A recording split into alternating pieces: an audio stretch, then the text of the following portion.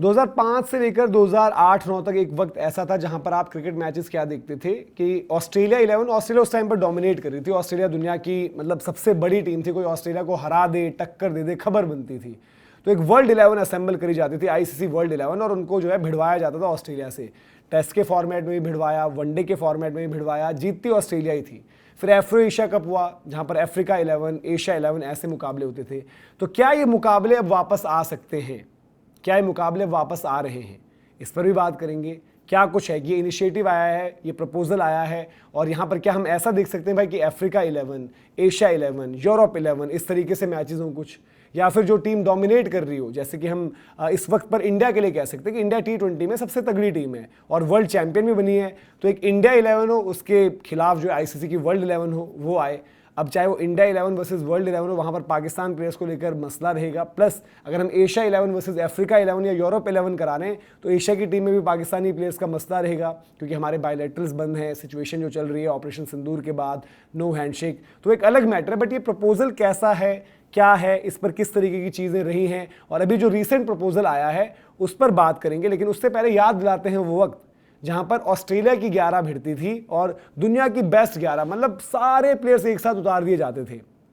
अगर आप नज़र भी डालेंगे, सोशल मीडिया पर देखेंगे, आपको कटिंग्स वगैरह नजर आएंगी। उसी में से एक हिस्सा ये है कि भाई Australia beat ICC world 11, Australia जो है 93 रनों से जीत गई।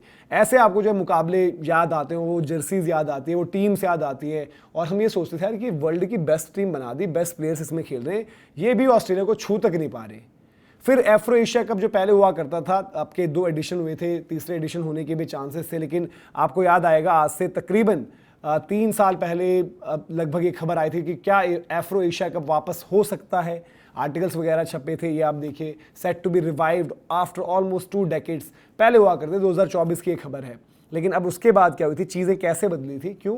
क्योंकि इंडिया पाकिस्तान की सिचुएशन, अगर आपको एफ्रो एशिया करवाना है तो अफ्रीका के तो कॉन्टिनेंट से टीम बना लोगे आप, एशिया में जब आप आओगे तो भाई इंडिया और पाकिस्तान की जो सिचुएशन है आज की तारीख में, क्या आप सोच भी सकते हो कि इंडिया पाकिस्तान सेम उसमें आप देखें प्लेयर्स, वो बिल्कुल पॉसिबल नहीं। जब मैच आपस में होता है तो वहाँ पर भी हैंडशेक नहीं हो रहा।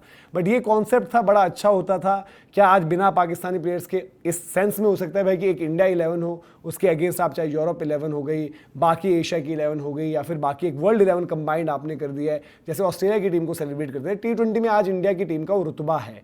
अभी आज मैं बात क्यों कर रहा हूँ, आप सोचोगे यार कि आज सडन ये बात लेकर कहाँ से आ गए हो आप, क्या आपको ऐसा हुआ है कि भाई आप लेकर आ गए हो, क्या मैं सिर्फ व्यूज़ के लिए लेकर आ गया हूँ? ऐसा नहीं है, क्योंकि ऐसा प्रपोजल एक आया था कि एशिया कप जैसे होता है ना, और ये चीज़ आप होते हुए तो देख सकते थे भाई, एशिया की बेस्ट टीम, ऐसे यूरो कप का एक प्रपोजल आया था क्रिकेट आयरलैंड की तरफ से। ऐसे ही हो सकता है क्योंकि जब एक चीज़ आई, फिर यूरो का बना, फिर अफ्रीका भी एक बनाता, और फिर हो सकता था भाई कि एशिया की जो बेस्ट टीम है चैंपियन, यूरोप की जो बेस्ट टीम है चैंपियन, फिर जो अफ्रीका की बन रही है बेस्ट टीम है चैंपियन, इनके बीच मुकाबले हो सकते थे। अब क्या है मामला, एक बारी आपको दिखा देते हैं, समझा देते हैं, फिर शायद आपको बेहतर समझ में आएगा क्या इस पर एक्शन हो रहा है। अब यह है जी, क्रिकेट आयरलैंड ने एक प्रपोजल दिया। ब्रायन मैकनीस जो हैं वहाँ पर जो चेयर करते हैं, मतलब हेड है एक तरीके से क्रिकेट आयरलैंड, उन्होंने प्रपोजल दिया कि यूरो नेशन कप हम कराते हैं। उनका ये प्रपोजल था जिस पर वो बड़े टाइम से काम भी कर रहे थे। हाल फिलहाल में जब क्रिकेट आयरलैंड ने अपना स्केड्यूल वगैरह अनाउंस किया तो तब ये बात लेकर आए थे। उन्होंने क्या बोला कि भाई इसको जो है, ये 2026 चल रहा है, हम लोग प्लानिंग करते हैं 2027 में लॉन्च करते हैं।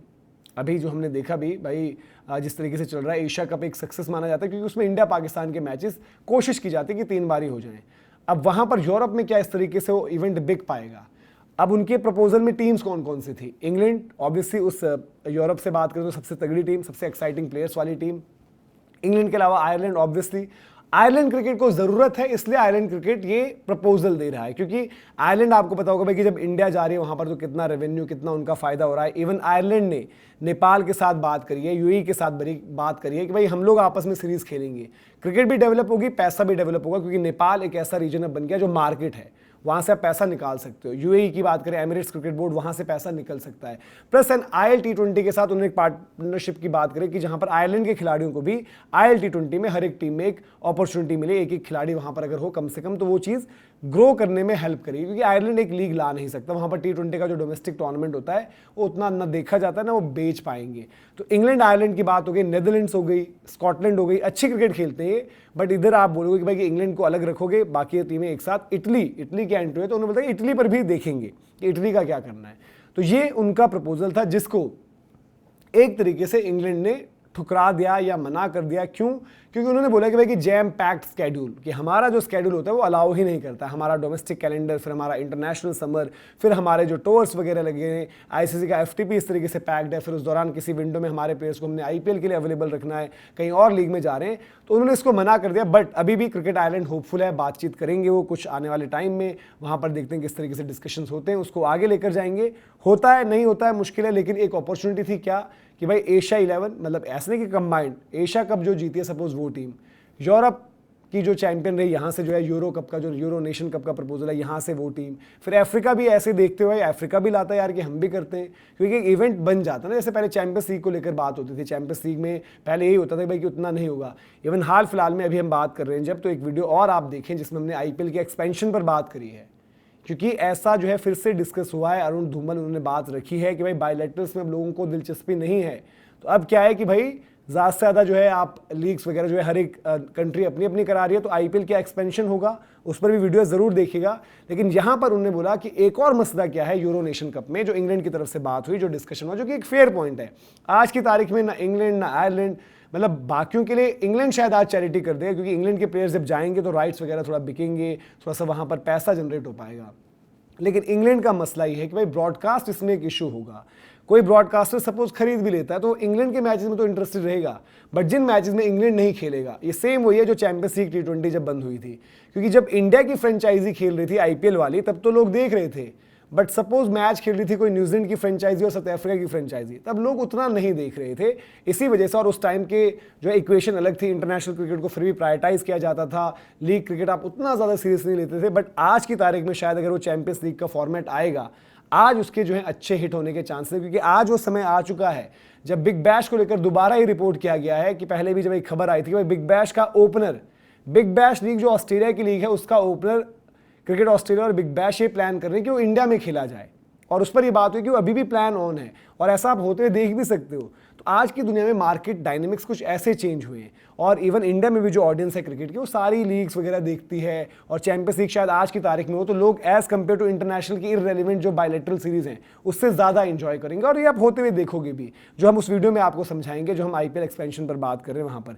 लेकिन यहाँ पर ये फॉर्मूला है, और जब ये फॉर्मूला आया तो आपको ये याद आया, क्योंकि देखो कॉन्सेप्ट जब आता है तो उसके आगे की कहानी होती है। अब जब आप एशिया कप हो रहा है, यूरो कप हो रहा है, अफ्रीका कप भी उधर से होगा किसी तरीके से, फिर ये आपस में भी टीम्स खेलेंगी, और फिर क्यों ना वो फॉर्मूले पर वापस जाया जाए जहाँ पर ऑस्ट्रेलिया की जब टीम थी जो डोमिनेट कर रही थी, उनका मुकाबला होता था वर्ल्ड 11 के साथ, उसको हम देखते थे, बड़ा दिलचस्पी के साथ देखते थे। इवन ऑस्ट्रेलिया में मैच होते टाइमिंग्स ऑड होती थी तब भी देखते थे।